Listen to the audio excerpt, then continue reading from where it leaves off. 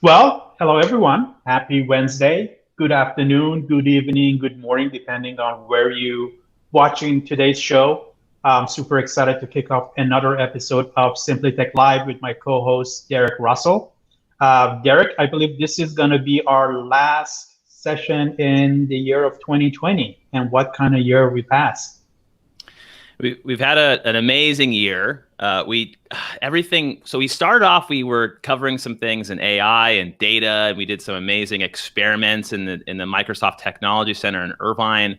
And then we covered some COVID technologies that Microsoft was rolling out. And then we had a pretty awesome discussion last time with our leadership, Gina Lofton, and that was fun. And I think, doing this show with you and our awesome guests, including our special guest today, was one of the few good things that happened in 2020 with all the hardship and dealing with COVID and everything that happened in the past year. So definitely looking forward to have a better 2021 year ahead of us. So tell us a little bit about our guest today and the company that he owns. Yeah, so Erik Åsberg is the CTO, Chief Technology Officer of eSmart. It's a startup. The U.S. location is in Austin, and they are located in Norway. He's calling in from Norway today, and we crossed paths with them because we were looking to help. We're in Southern California, me and you, Ali, and Southern California knows what wildfires are. So does California at large. And we were helping Microsoft was helping some of the biggest utilities in the state really figure out how to get ahead and predictively understand and stop the spread of wildfire from maintenance issues with some of the power lines and infrastructure. And that's how I met eSmart. That's how I met Erik and the rest of his team. And ever since we met, I mean, some of their technology is absolutely amazing. And it's not just relevant for utilities, it's also relevant for infrastructure at large. Ali, some of the customers that we have in the technology center virtually now are all trying to figure out how do we use AI so that we don't need humans to go inspect things that are dangerous or that really need, very, very, very high 3, 4 nines of accuracy to understand what's happening to some of this equipment. And again, I mean, as you mentioned, me living in Irvine and the fire incident that we had in the past couple of weeks, it hit home. So definitely seeing companies leveraging AI in that fashion that it's going to impact people's lives and businesses. This is exactly what we want to bring to the surface. So maybe it's a good time to loop in Erik and do a formal introduction. What do you think? Yep, let's do it. So here we go. Erik Åsberg, welcome to the call. Bringing you on now. Hi, guys. So nice to be here. Thank you for having me. Well, it's nice to have you as well. So we wanted to start off quickly, since it is the holiday season. How do you guys celebrate the holidays this time of year over there in Norway? Yeah, it's getting closer to Christmas, and it's a traditional way in Norway. I think it's pretty similar to the US way of celebrating Christmas. We gather the family, we eat, and we give each other presents. I think in Norway, the present part is after dinner, Christmas Eve. So all the kids are just waiting to finish dinner so we can move to the present. But I think it's pretty similar to the US. Ali, what about you? Quick, we got to hear from. Well, yeah. So for us, I'm not Christian, but we celebrate Christmas because it's a beautiful tradition. And of course, my son was, born and raised in US. So this is part of their DNA. So of course, he loves to get the presents and everything. So yes, we do have a tree. And interesting enough, he is 15-year-old right now. But the interesting part is he gets his own presents and he gift wrap, and that's going to be his surprise to himself. So, and hopefully, his mom and dad, they will get something as well. But yeah, we do celebrate this time. It's going to be a little bit different, like everything else. But we do have a Christmas tree, and we love the tradition. Good to hear. Good to hear. So let's get started. So Erik, can you help us understand what eSmart brings to the market today, and then maybe a little bit about how you guys have evolved over the past few years. Absolutely, and it's been an involvement. Definitely, we've sort of, it's been a journey, like most startups. So I can start with how it all started. We developed software for the energy industry, and the core team behind eSmart has been working with energy and IT for over 20 years. The company is really based on two trends. One is within the energy industry, where there's a shift from large generation facilities to more distributed energy resources. EVs are coming in. There's a huge need for instant power. Peaks are starting to rise. So that's sort of the shift within the energy industry. The other trend that eSmart is based on is, of course, technology. With the shift now towards cloud, towards use of AI, mobile, etc. So what we did with our sort of background from energy and IT, we saw that, okay, more and more sensors in the power grid, more and more data coming in. And we worked with this traditional sort of energy setup with a relational database, the Windows front end, and quite a few of the systems that are out there for utilities today are still that way. But we saw that, okay, the amounts of data just kept on coming more and more, and we tried to tune databases and etc. And you ended up buying new hardware, and what we knew was that really this doesn't scale. So when the opportunity came with eSmart, we knew that we had to be cloud-based because we needed to utilize this new technology to solve the challenges for this new world and the new challenges that the industry was facing. So when we started, we created sort of a what we call the top system, where we created one data platform for utilities. We ingested data from the line of business systems that they have, including sensors and external information like weather information, or even information from the energy markets, etc. And then they had one place where they could go to utilize all the data that they had. Because one of the big challenges that they have is that the data that they have is, and they're starting to have a lot of data, but it's very silo-based. So it's very cumbersome to try to extract the data. So we lift this up into our cloud, and then it's very much easier to see the different, how the data is affecting each other, and we can do our analytics on top of that. So that was sort of the start. But then we started looking into more and more maintenance and how could this be done. And I think it was our CEO who came up with this idea that, okay, guys, we need to use drones actually to optimize the inspection of the infrastructure. And this start has become sort of the most important product that we have. It's now called Grid Vision. It's about optimizing the inspection process. So what we do is we use AI and deep learning to do image recognition on images taken from infrastructure inspections. Because how this is done today is that if they even are taking pictures, it's a very dangerous process. It's a very slow process because they are flying helicopters, they're taking images, and then this is sent back to the utility, and somebody has to watch all these images looking for faults. And actually, there are engineers spending all day, all year looking at pictures, zooming in, trying to see if there's something wrong, and zooming out, and it takes a lot of time. So what we do is we use AI.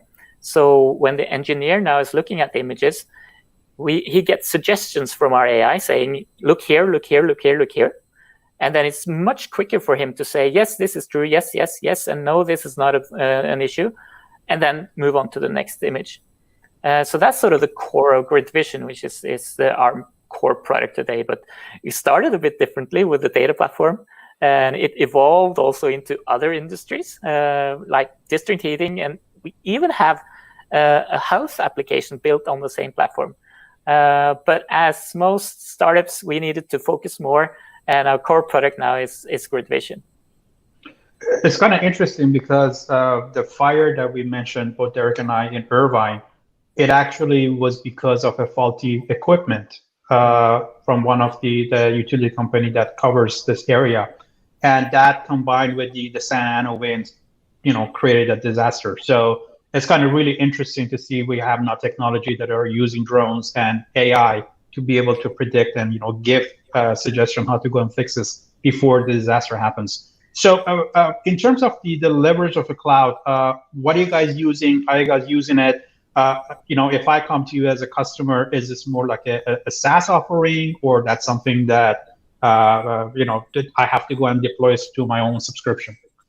No, it's a true SaaS offering, and that's also been sort of a journey for us to come to that, because there's been discussions, and especially around maturity of the cloud in the industry, because it's not the most forward-leading industry at times, and also it's critical infrastructure, and some of the data could be sensitive.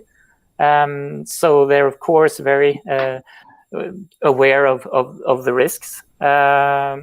But what we're now delivering is a true SaaS. You only need your login and then log on and use the system. But we utilize the cloud. In early days, we were very. It was a lot of questions about the technology beneath, about where's the data stored, how this thing works, and we did all this pitch about Azure and how great that was, also in terms of security. And that gave sort of comfort, but now we try to focus on the value of the application and not so much the technology behind. And it's easier for us to do that also because of the maturity in the industry as well. They sort of have comfort in that the cloud is secure. Okay, you're with Microsoft, great. So are we, and there's another trust base there as well. But long answer to the question, but it's a SaaS. And when you think about the data sovereignty and things like that, or the multi-tenancy aspect of this application, are there any areas that you guys kind of focusing? For example, one thing that comes to mind is that when you think about training the models, that then it can be used to find out if a part is faulty or not. Is this under assumption that all of the utilities are pretty much using the same or similar type of equipments, that the model can predict fault, or me as a customer, I still need to go and train the models based on my equipments and the kind of data for the equipment that I support? Yeah, and that's a great question, because actually equipment differs a bit from different parts of the US to Europe to different parts of Europe. We have something we call the mother of all pipelines, the MOB. Which sort of tries to accommodate for all types of equipment. But it's still that way that we train our data based on, or train our models based on all our customers' data. So actually, when you become a customer to us, you contribute to the increased precision of our AI. And everyone benefits from it.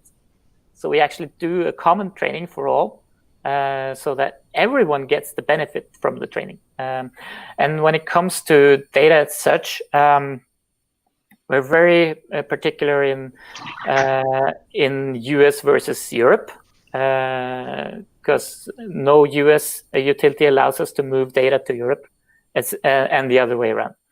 So we operate now in 2 data centers, one in Europe and one in the US, and we'll probably expand also from that, depending on where our customers are.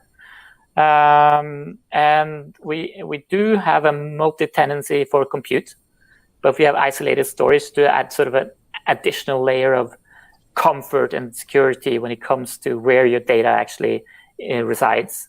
But for cloud economy, we have to utilize multi-tenancy when it comes to compute, because this is compute heavy. There's a lot of GPUs involved when we're doing our scoring and our training. That was a beautiful question, Ali, on data sovereignty. And I think that's something that, whether you be an oligopoly or a municipality or a federal agency, or just you're in the capital markets, you're thinking about where that data resides and how it's being used, how it's being shared. And customers are always interested in that. Kind of focusing back on this idea, and before, I would love to understand eSmart's perspective on AI and applied AI and what all that means to you. But getting back to kind of the problem you guys are solving, inherently, how do you see that problem getting worse And what are some examples of some customers you're working with today that understand the future of solving that problem that you guys are helping them with?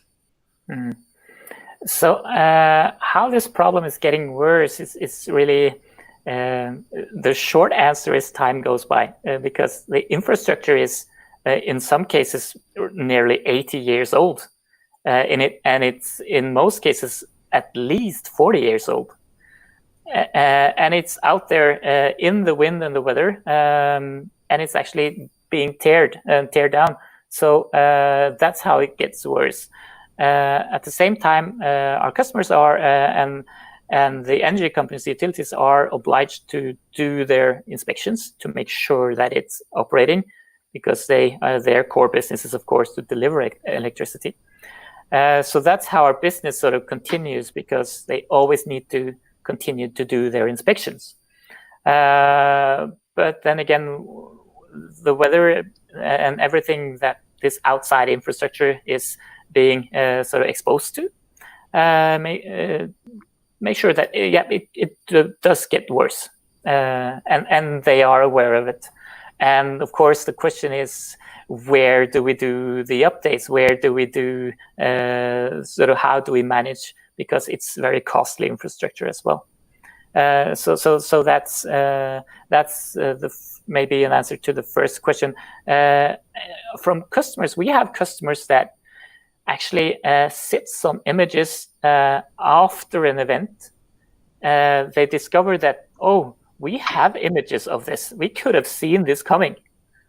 And that's interesting, because once the accident happens, it's really, really expensive. So you do not want this, especially with the wildfires, of course. But we have several examples of our customers having images today that they have not had time to analyze, because this is so time-consuming. And so if they would have had the time to actually look at those images and do the inspection, they would have seen that this was bound to happen. And that sort of, for us, delivering software to solve that problem is a huge sort of almost a relief, seeing that, wow, our software can really make a difference on this part. So we have several examples of how of customers that actually would have needed this software earlier. Have you or your team already engaged in any utility organization or customers of ours in the US, or you guys are beginning a journey of kind of penetrating the market for the US? No, actually, some of our largest revenue streams is from the US. Interesting. So we have several customers in the US and running several POCs, and the interest in the US is really exploding, actually. We are also lucky enough to have a US-based VC fund on our owner side, and they are actually backed by some of the largest utilities in the US. So that's also sort of a natural step for us to follow those into the market as well. But we have customers in Norway, but the customers in Norway are pretty small compared to what we see in the US. We have customers in Europe, so our main focus now is Central Europe and the US. And I think this is where the beauty of cloud comes in, about elasticity and how you can expand and making sure that the same logic that works with the smaller entities, let's say in Norway, when you come to the US and you provide the service, you don't have to worry about the scale and also the back end and everything that comes with it. But how do you guys do your own testing and making sure that everything is gonna kind of scale as it should be? Yeah, so that's part of the development process. So our head of product, Tore Lie, has defined a very strict process, which includes the QA at the end. And we have our head of QA, Maria. Nothing gets past her, or nothing gets released until she says so. So that's how we do then automate some of the testing, and some of the testing is manual. And then we have our, of course, our testing and staging environments, which again, when we have a cloud opportunity like we have, it's much easier to facilitate and to set up and to configure now than what it was earlier. So that gives us also, of course, it's very much easier now than what it was earlier. So one follow-up question, and then I know Derek has a couple other questions he wants to ask you. When you talk about the mother of all models that you guys have, which includes most of the equipment pictures and everything, how did you guys capture that data set? Was this something that you reached out to utility companies and they voluntarily just provide you that, or this is public domain? And the follow-up question to that is, if I come to you as your new customer, do I have the option to use my existing images that you were talking about that was captured by a chopper or drone from the past to help kind of retrain the model for myself? Yeah, good question. Because this is almost a strategy question for us. Because some of our competitors, they do end-to-end. So they do the collection, inspection, and the software as well. And we see that it can be, or at least seen from our perspective, it can be difficult to scale because you need to have people everywhere. You need to have someone flying your drones. So what we do instead, we have partners that do the data collection for us, so that we can use whoever partner that actually could fly a helicopter or a drone, and then provide the images. And this can be facilitated either the utility itself already have a partner that does this, or we can bring in a partner that we know from before. And the setup is different from utility to utility, actually. Some do everything in-house. Some do the collection in-house, but the inspection, or outsource the collection, but do the inspection in-house. Some actually do the collection themselves and outsource the inspection. And we can deliver through partners an end-to-end solution. So we're very adaptable to the different scenarios. But partners are the ones who will bring the images to us. And it doesn't matter if it's from a drone or if it's from a helicopter or even from handheld devices. For us, the images is sort of what we need. And when you come in as a new customer, usually you have a data set or you're about to get one. Because we always want to sort of make sure that the data set is of good enough quality. And usually it is with modern cameras. Most of the data is okay. But if it's like a 10-year-old data set, then it might be not good enough, depending on what type of equipment that was used. But we then usually run a POC on your data to make sure that we provide value to you as a customer. And then we take it from there. I see. Derek? Matt Smith, he's the chief data officer of the West region at Microsoft, and he's on the call live, and he made a comment. Great example of brownfield IoT as a challenge of disconnected legacy asset management. So he's talking about the disparate data sets we were talking about earlier and how to connect into those. I'm very interested. So I've been in these different types of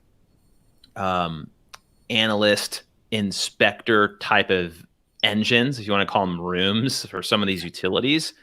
And they have a number of people. I'm talking about 100 people looking at images in real time, video in real time. They have Excel open. They have documentation. They have software they've built to tag photos and to apply meta tagging to photos so that they can be extracted, and you can start building an AI model.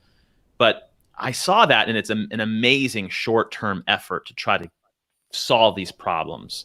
But instantly, I mean, you see humans, working 10 or 12 hours looking at screens, sitting down, like the opportunity for fatigue, the opportunity for training. You have people being displaced, new folks coming in, people being trained. It just looked like a giant nightmare from a long-term perspective. Can you talk about your vision, or maybe eSmart's perspective on AI, collaborative AI, and this idea that the AI is not replacing the human, but it's augmenting it?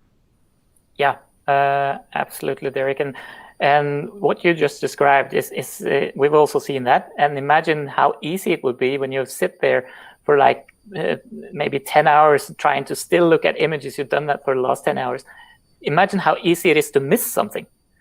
So when we started with this, that's almost the exact use case that we saw. Hey, this takes a lot of time. Only way to scale is to adding more people. And we had this idea that AI could solve this. And I think some in the industry still have that idea that you can replace this work by AI. That's our initial thought as well. But working more and more with our customers and our partners, we realized that, well, we are not actually able to replace the people here, because some of the issues and some of the fault and situations that you're trying to find, they're so seldom that it takes a lot of time to train the models to find. So because you don't have any training data, also, so it will take a long time before you're actually able to replace the humans. But what we saw is that if we instead use the AI to improve the work for the inspectors, so the engineers sitting there, they can do this much faster. If they didn't have to look in details into every image, but they can say, the AI could suggest a list of things that you should look at on this image, and you just click yes, yes, no, no, yes, yes, yes. And what we've also seen is that the AI can find more than a human is actually able to identify. We've had tests with one customer in Europe. They gave us this test set and told us, see what you can find. And we actually ended up finding 230% of their their result, because we find things that they had overlooked.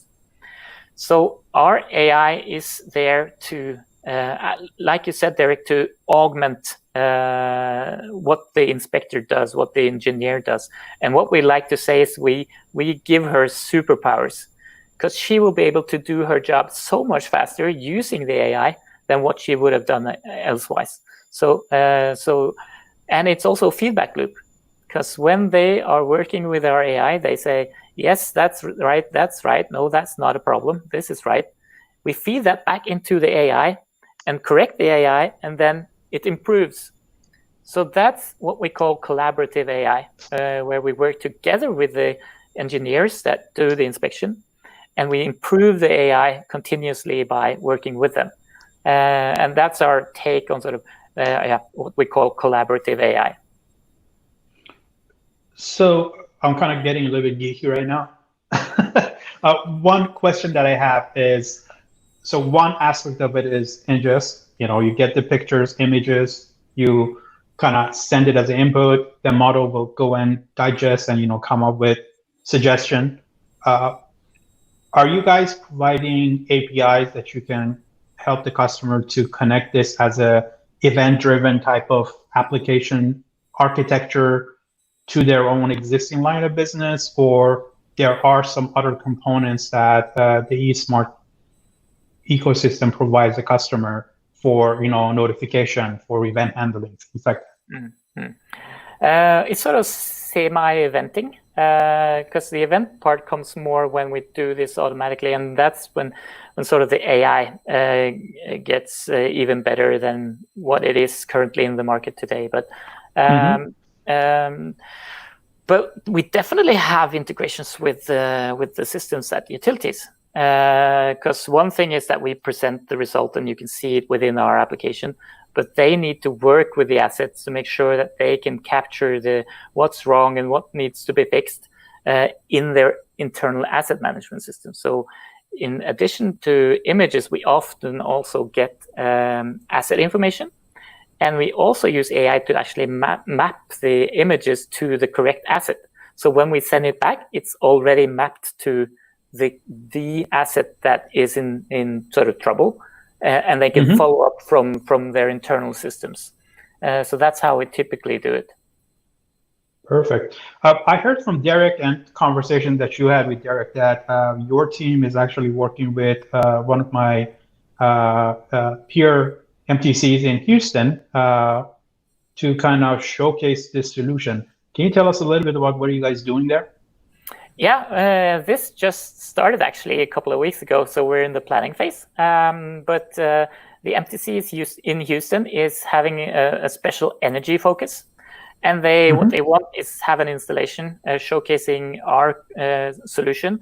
Of course, it's interesting for Microsoft because it's based on Microsoft technology. So what we're planning there is to have a physical pole and a drone. We're not sure yet whether it will fly on a line, because this will be indoors, or if it will be mounted. But we want to have the camera moving so that you can actually see in the application that the camera is moving.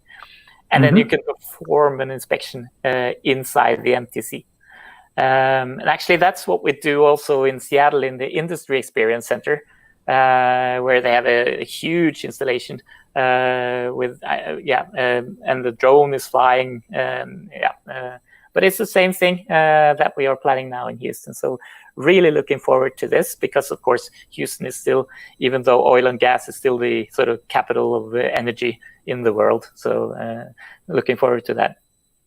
Yeah, shout out to Muge, who is our awesome director at the Houston MTC. And as we discussed prior to the show, I'm looking forward to replicate this in, my centers and, other centers that we have across the US and worldwide. So that's a great news that you guys are already starting to plan rolling this out. Really looking forward to that, Ali. And for those that don't know, sometimes the acronyms, we get caught up in them, but MTC is the Microsoft Technology Center. So these beautiful physical spaces. And Ali, you have the pleasure and the honor of kind of directing two of them, one in Irvine and one in Denver as well. But as a tag on to Ali's comment and why you're installing these installations, these demo cages or showcases in these centers, I'm really interested in the cultural challenges. You're working with energy, you're working with utilities, and just because the nature of their business, political ties, municipality ties, large old organizations, they move very slow. It would make sense to have some of these installations so folks can actually see and then believe that this stuff works. But what can you talk about some of the cultural challenges that you've seen introducing AI into these types of institutions, and maybe what has helped you overcome those challenges? Yeah, and we were early trying to sell AI really as a product. And I think one of the differences between eSmart as a company and other companies, I think every software company today present themselves as an AI company. But in difference from others, we actually use it. And the challenge was that the utility industry had problems in believing that. So what often happened was that they had competitions. So they actually, and a research facility, large energy research facility in the US, launched a competition for all their members, where they wanted to sort of take the temperature on the AI within this field. So they invited lots of companies to join this competition. Luckily for us, we won. But that's typically how it's done. We've been through, I think, 4 or 5 different competitions, because they, again, they're a bit sort of, I wouldn't say backwards leaning, but not so much forward leaning. Want to make sure that everything works before they use anything. Not so much interested in testing things because it really needs to work. So the industry, they arrange for competitions, etc., to make sure. But that was, there's been a change for the last 2 years because of all the fuss about AI, it's everywhere, right? And the maturity has become better, and a bit like sort of cloud adoption, AI adoption also increases. So it's easier, much easier for us now to go to the customer and talk about AI, and they actually believes that it works, instead of only 2 years ago where we had to prove that it works. So I think we've had, I think we've sort of been in the forefront, so we sort of surfed this AI wave onwards into the industry, and been lucky and good, I must admit, to really actually benefit from it. And we've tried to all the time sort of convince everyone that this actually works. And it's been a struggle, but these competitions have helped also.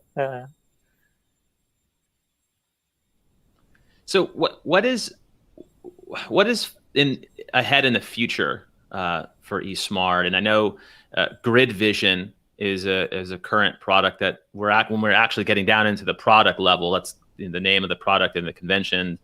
But what's ahead of you guys? Like, what are you thinking? What kind of problems are you thinking about? I know me and Ali have worked on some pretty difficult problems with infrastructure maintenance. How do you maintenance HVAC systems in these large buildings? And you think about bridge infrastructure, and you talk about roads, and you think about big builders and engineering companies that are tasked with these problems, and they just simply don't have the data scientist backgrounds or technology background to solve those types of problems.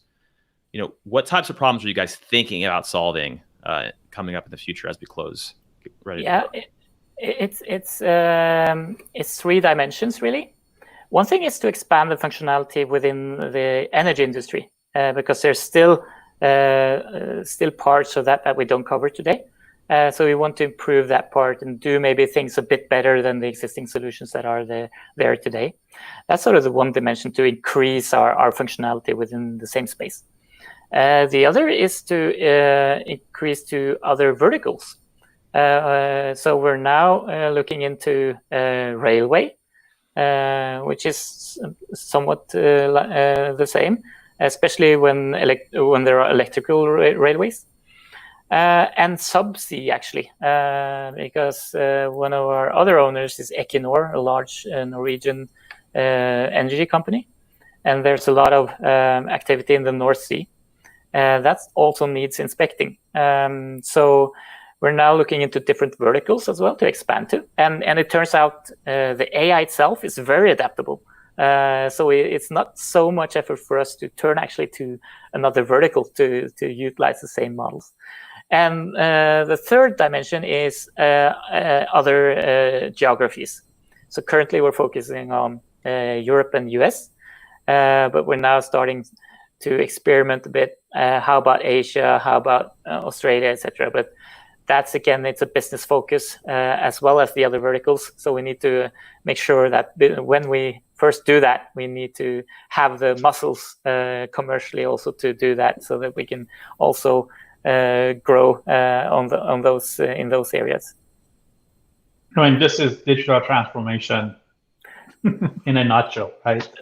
Definitely. And what we're trying to say, it sounds better in Norwegian, but we're because the images are already digital, but what we're doing is we're actually digitizing something digital. Because the process is so manual, but the data is already there. I know we're rounding the bases here with about 4 or 5 minutes left. So I'd love to circle back around. It sounds like Ali, we got to get an eSmart installation in our local technology center, because this is where all the action's at. Yes. But you're also a Microsoft regional director. And when we talked first, I've never heard this term. Ali, you might know what this is. Can you talk about what that title is, what it means, what you guys have been up to in that regard, for folks that are potentially interested in having the same type of engagement with Microsoft? Yeah, that means he's a true geek, so he doesn't just talk. He knows his stuff. But go ahead. Microsoft Regional Directors is a group of ambassadors and advisors that Microsoft award. So it's not something that you can apply to. It's something that you're awarded from Microsoft based on your previous work with Microsoft. So it's a group of very talented people, and I'm very honored and humbled to be part of that group. It's about 160 RDs in the world. It's a 2-year period award time. I'm on my second period now. And this group of people is awarded because they do something special for the industry or for the communities, and promote Microsoft and promote the technologies, at the same time being critical to Microsoft, so they get feedback. So Microsoft sees this as a group of sort of experts that they can rely on, test things on, get feedback from, and also use when it comes to the large conventions, etc. So a lot of us who are contributing in speeches, etc., telling about how we use technology. Many of the RDs are also MVPs. I'm not, so I'm more sort of industry focused than many of the others. But it's a fantastic group to be part of, and the skill on that group of people, that's amazing. I'm honored to be part of that. Well, congratulations to you for that. That's an amazing achievement. So we'd like to finalize the discussion with, how can folks get a hold of you? Yeah, drop me an email, of course, and they can find my LinkedIn profile. You find me on maybe every social media, actually. But the easiest way would, drop me an email. You can find my email on the eSmart Systems webpage. So I should be pretty easy to get hold of. Very good, very good. And Ali, any closing statements for Erik? This has been an amazing discussion right before the holidays. Well, a couple of things. First of all, looking forward to our partnership. We would love not only to showcase the solution, but also be able to work with your team. Again, we have a lot of talented folks that are passionate about AI and applied AI, and that's going to be a good opportunity that you guys already started in Houston, and hopefully we can expand it worldwide. And I'm looking forward to having hopefully a follow-up so we can kind of drill a little bit into the technology and the components and the architecture. Definitely that's something that I would like to explore in the future with you and the team, and hopefully we're going to have you back in 2021. That would be great, and really looking forward to working with you, Ali. Absolutely, and thank you for your time. Erik, do you want to close? Yeah. Hey, everyone. Happy holidays. Thanks for tuning in the month of December. We should be kicking off the series again at the start of the new year, and hopefully we'll have some amazing guests for you again. But if you haven't subscribed to our LinkedIn page, please do. Please follow us or share the episode, and you can get involved by joining us live and asking questions and comments to our amazing guests. So with that, Erik, thanks so much. This was really fun. Ali, thank you. And audience, we'll see you guys later. Thank you, guys. Take care. Happy New Year. Happy New Year. Merry Christmas.